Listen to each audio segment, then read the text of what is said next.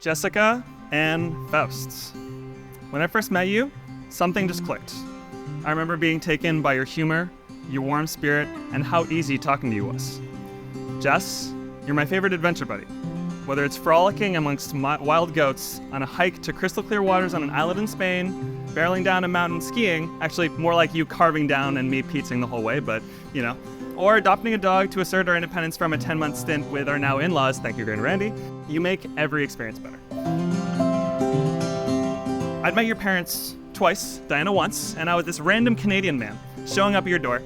And regardless of that, your whole family, Diana, Greg, and Randy, were all so incredibly welcoming, and I'm so thankful for that. They clearly raised a good egg. I already loved you for me, but I knew you were it when you became an inextricable part of my family. I can feel how much you love and care for them. While we might not share the same religious faith on paper, I know that we share the same values and vision for our future. Christopher Peter Long. Not a Jewish name. I learned very quickly that it doesn't have to be. It's true, by the time I met you, I knew that romantic compatibility was not restricted to any in-group, let alone Judaism, an identity that I hold dearly. But meeting you, I did learn something new about compatibility. You not only exceeded my expectations, you redefined them. You've taught me not only what a strong relationship looks like, but way more importantly, what it feels like. It's amazing to look back right now and just see how far we've come since we've met.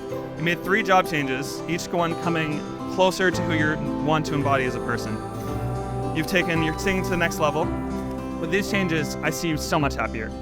I'm so excited to see what the future entails with the current trajectory we're on. Chris, you helped me live to be the absolute best version of myself.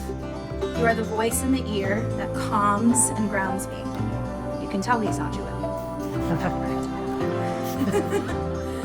I cannot thank you enough for encouraging me to leave my corporate life behind to become a therapist and a singer. 2 things I've always wanted to do but was too scared to do before I met you. Doing the things I love. With you by my side, I've never felt happier, more fulfilled, or more free. It's you! It's me! Oh my goodness. Oh, I'm so glad your hands are cold. Oh, For once, thank you look God. so wonderful. Thank Hello. you. Really? It looks really beautiful. You look really beautiful. Thank you. We spent this much money on this day. It's crazy. It's super fun, though. Jess, you're the best friend I've ever had. You're someone I feel truly that I can be myself around. Someone I can be totally vulnerable with. You do not settle for surviving, only thrive. Anything you put your mind to, you do it. You think yoga is going to help you with cross-training for climbing? There you are, doing yoga every day. Starts with a 30-day challenge, and now yoga with Adrian is an extension of our family. You love trying new things, especially things that will improve yours and our lives. A lot of this comes down to your insatiable curiosity and the willingness to actually act and execute upon it. You always want to know why, learn a new thing, or understand how to make something better. Relatedly, you're incredibly bright. A little scary, but awesome. Sometimes we sit in a beautiful silence when we're together, but other times we're digging into that ethical or political issue. You always challenge me in the way you express yourself, but at the same time, it's so clear how much of a caring, compassionate person you are, in addition to your wicked smarts. You accept me for who I am and support me in all my adventures, including my obsession with climbing everything in sight. You even humor me when I play the game, how would you get down from point A to point B? I think a lot of people are happy today that you also keep me grounded, literally. When I think about doing anything too dumb. In light of that, I vow to you today to continue to honor our no dying pact.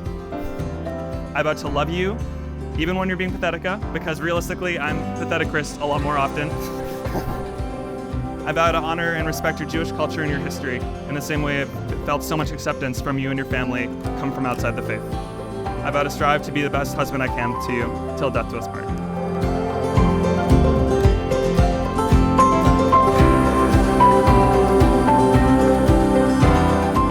There is a quote by James Baldwin, an author I love, and it felt too perfect to not include it in my vows today. It reads, The longer I live, the more deeply I learn that love, whether we call it friendship, family, or romance, is the work of mirroring and magnifying each other's light. Gentle work, steadfast work, life-saving work. In those moments when life and shame and sorrow occlude our own light from view, but there is still a clear-eyed, loving person to beam it back. In our best moments, we are that person for each other. Chris, as your wife, I vow to reflect back what you give to me each day. I vow to magnify your light and meet you where you are. Just like you meet me where I am, even when I'm pathetic and feeling lazy after a tough day. I vow to continue to create space in our lives where you have the foundation to call home, but the room to flourish in your passions and joys, in the good times and hard times, and as the adage goes, in sickness and in health. And I mean it, even though we have the one rule, which is? No dying. That's right. That's right. Yeah. You are my best friend, my partner, my person. I'm so excited for our present and future. I love you.